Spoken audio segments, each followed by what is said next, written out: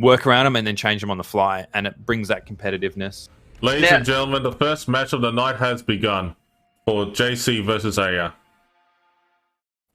Go ahead, Ian. Yeah, I was going to say, you're all forgetting one type of ship that it's now in the game. Submarines. Well, submarines, I mean, like, that's a very touchy subject, but we'll talk that after this battle, though, for sure. Yes.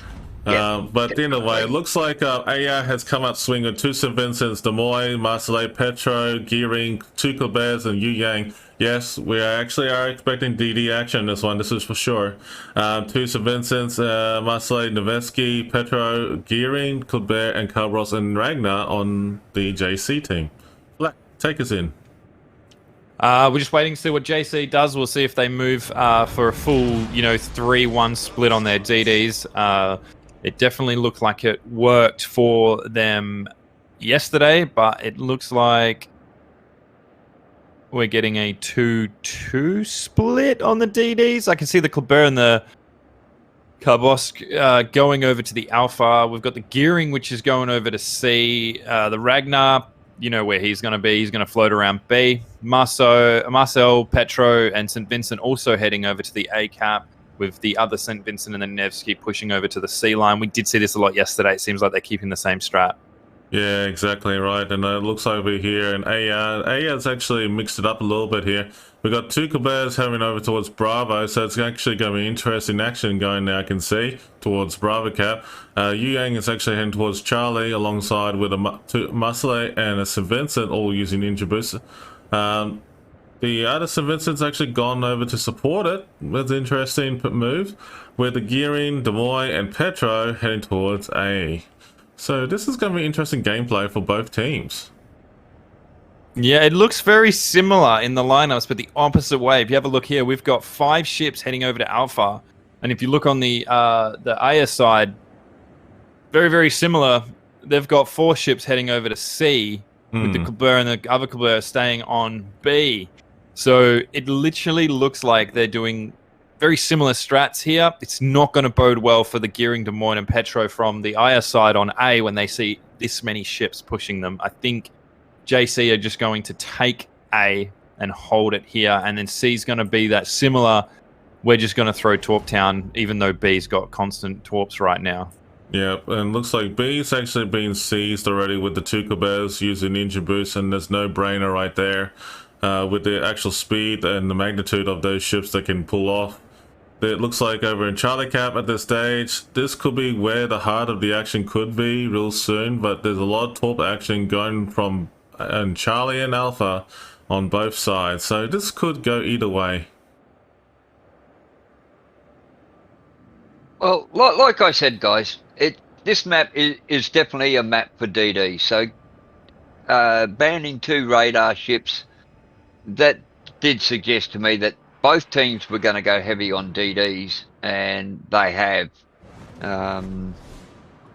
Looks like this Liu Yang's going to get hit by 1 Torp on the AR team, or just in the nick of time. And they would have been the Helen Torps. They were moving pretty quick. There's a lot of Torp action going on here. Oh, the Yu Yang on AR team might not be able to dodge this. Ooh, might take 1. He's going to. He's going to take 1. He took 1. Oh, 2. Maybe? No, 1. Wow, that's bad. Like, and radar has been fired up as well by the JC team. So this could get really interesting real quick. Oh, damn. There we go. The Gearing got hit. Big time. JC has capped the A point. Then it definitely looks like they're going to push back now on the AS side, because they've just realized how many ships are actually over on the A side and gone, holy dolly, we're out of here. And also on the C side, it definitely looks like the Nevsky's popping shots at that Kleber, trying to see if he can just burn him down a bit here. He's definitely getting some shots, but nothing too crazy from it. There's a lot of Torp action here going on from the Colbert on A towards, for the JC side of things, heading towards the Gearing and the Des Moines of AR team, so anything could happen here. But interestingly enough, it's a very interesting standoff on both sides. We've got the Ragnar pushing into B. he's just going to slowly take that point because St. Vincent has no idea where he is, well, apart from the fact that he's in the B site around that area, but just not exactly where he is. So definitely JC's taking the aggression and the ground straight off the bat with this match today. Yeah. There's a lot of torps going towards this Colbert over at Charlie. And AS... oh, damn. He's going to cop it. Oh, how did he not get hit by that secondary on the aft side there? Wow. Exactly. That was interesting. He's managed to stay alive for one more torp salvo. So it definitely sees that JC has pushed AYAYA back on the A front there, and B, they're not really doing much. They're kind of just retreating and trying to get resituated, probably re-strat and see how they can attack this. But if you have a look on it, JC has just covered all points of the map. Yeah. There's nothing they really can do. And it's also interesting to have a look at the team's combined health. You've got AYAYA that's now got 396k, and you've got JC, which has got 409k. And that's something people, I reckon, do overlook as well. You know, they're what, seven? Sorry to cut you off, Ian. We've got some torps coming into the Des Moines here. He might get away from this. That's true. It's very close. Oh, he's going to cop one. He's going to cop one. Yep, he just copped one. Oh, and it was a good hit too. Damn. There's a lot of torp action going towards the St. Vincent at the north side of a Bravo. But I don't think he's going to cop one. Maybe. He might. If he straightens up, he might get away with this. Yep. He definitely sees them now. He's trying to straighten up. Oh, he looks pretty comfortable in between the screws right there. Look at that. Yep. Very well played. He's managed to stay alive there. The Des Moines actually getting smashed over this corner over here in A. AYA's Des Moines actually getting smashed. But I don't see where the Colbert's at the moment. They're actually working towards the Ragnar at Bravo, so they're trying to ambush him maybe? That's a possibility. They definitely know he's in that location. He has now gone dark. He definitely sees those torps coming. He's going to try and... JC's Ragnar is actually... Is it close? Yeah. Oh, he's going to get away from it. Oh. He didn't get it. Well, very well played there. He's just going to back into B again. Once again, sees no man's land. They're just shooting across each other. Seems very much so like all the maps that we've seen, with C being the opened area site, a lot of torp throwing, a lot of long range jousting, just HE volleying. It doesn't seem like much ever really happens until the closing stages. Ragnar has got a bunch of torps coming his way right now. He's going straight for where they're going too. The Ragnar's actually just straightened up and dodged those torps. Oh. He's out of the range of the torps anyway. Yeah, that's all good, but it looks like some interesting action still happening in A. Petroplavos is actually engaging the Kavros, and the Marseillais exchanged fire on him. So this could be an interesting match. JC definitely need to cap A again to keep the points going back on their side. There's a lot of torps heading towards this Marseillais right now from AYAYA towards this JC's Marseillais, so it could go either way. If he swings right, he's going to cop him, but I think he sees him now. He's definitely not going to go in the way of that. He's trying to get behind that island for cover from the Des Moines that is shooting him. Yeah, don't know how he managed. Oh, there it is. It was just a bit delayed on my end. That Petro had the perfect broadside on the Marcel. Yeah, very well played there, definitely for sure. And it looks like over here we're back into the bottom of right at the bottom of the map, where a lot of action is happening between the Colbert as well as the Marseillais and the Gearing. And Des Moines is actually coming to support the St. Vincent and the Gearing down here, so it could go either way. There we go. JC just gets the double cap there, so they've now got 3 caps on the board. Yeah, that's interesting to see how strong JC has pushed in. They actually tested AYAYA to begin with, and they actually just lured him in, and then they pushed him back. AYAYA's health pool, if you look at everything that's going on, AYAYA's health pool is actually pretty much a little bit less than JC at this point in the game. But there's a lot of radars going on, man. Wow. Different game to yesterday, isn't it? This is a very cool cucumber, gameplay style today. which This is very interesting. Test the waters, just cruise on in, boys. Yeah. JC and AYA are actually, you know, like are trying to get a feel for each other by the looks of it. So we can see the Yang on the seaside from Aya is pushing in to sea. And there's a lot of torp coming over this way.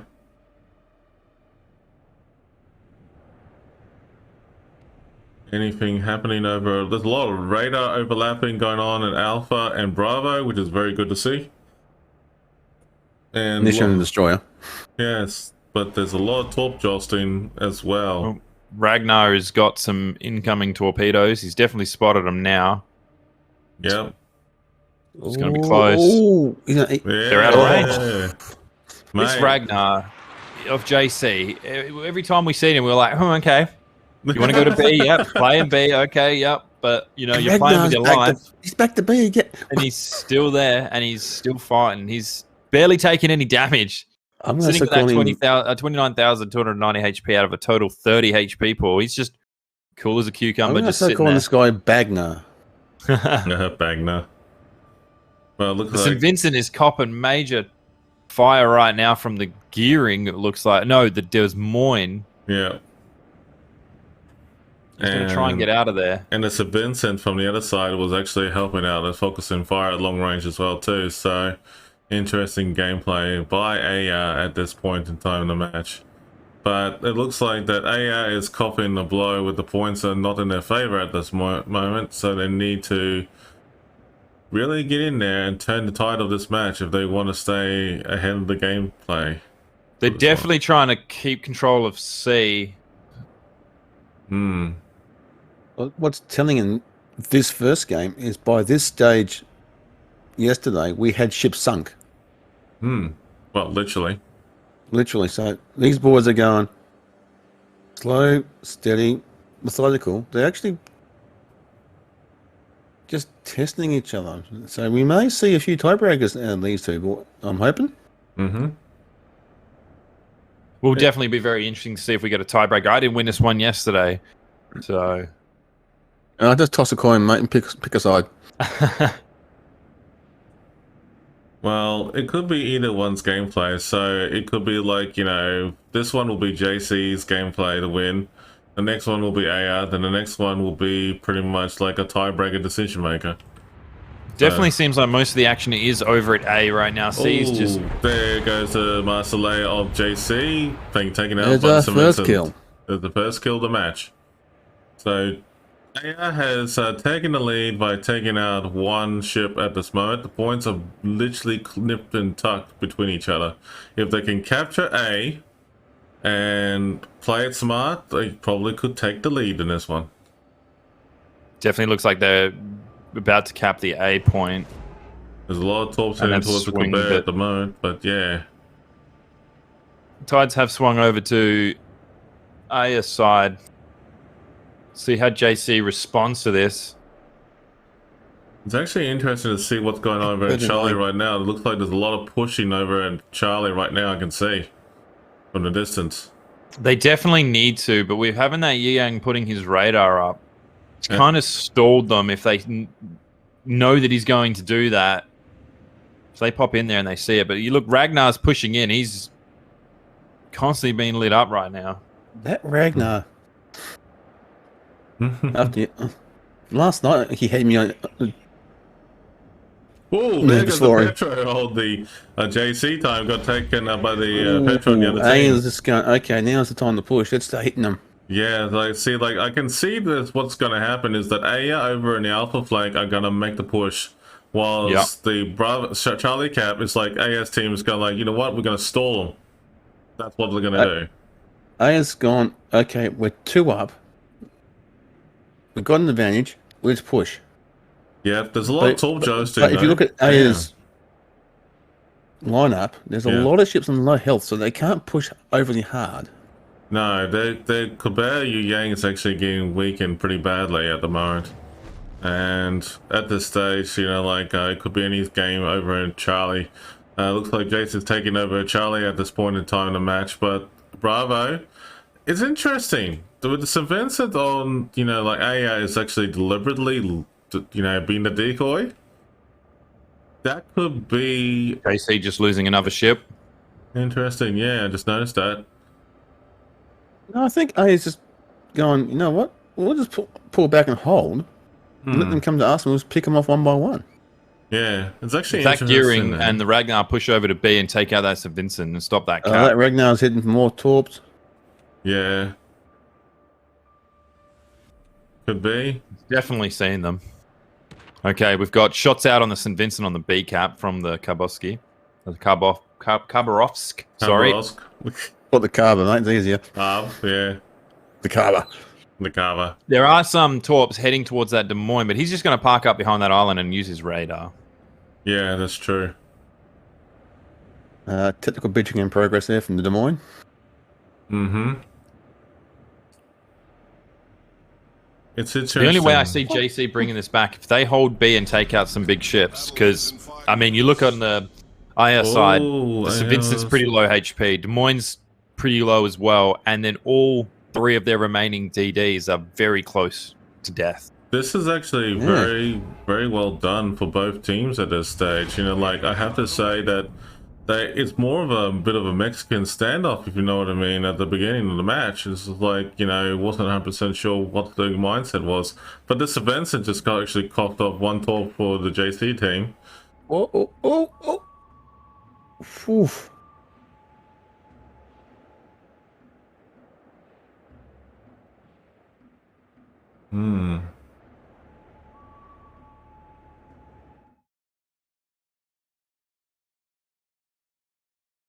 Some random torps there, just passing through the map.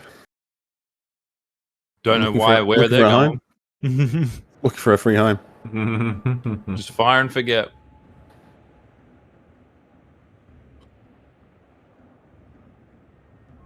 I don't know what JC's plan is here. Because they've Neither do still I. got quite a lot of points deficit that they need to get up. Getting think that that- Marcel down may help them here. Well, Yeah. there's lots of ship now over at the AR team, so... The three destroyers, they're pushing forward. As soon as they get on that B cap, the Des Moines going to pop his radar. And then their They've cover's got the blind. Ragnar with a gearing. The gearing dropped smoke and screens to Ragnar. The Ragnar can be an absolute pain with his guns on that St. Vincent. I have to And say, gearing- I'm a bit startled with this gameplay. This is Gearing can actually drop tall, interesting. Hang on, they're separated. It's very interesting. It's like the game's slow, but then picks up and then drops back down to everyone's like, oh, let's reassess. And there's not much like full on like close to close action. It's just long Just- range, either torp throwing or just shooting at long range and burning down Okay, ships. so the Ragnar's trying to shell Des Moines. He's got the guns for it. Well, this- Gearing looks like he's going to go Leroy Jenkins on St. Vincent with torps. Yeah. And Carl's backing him up. with This is second- looking to be that second last pass, ditch so- effort to get it done.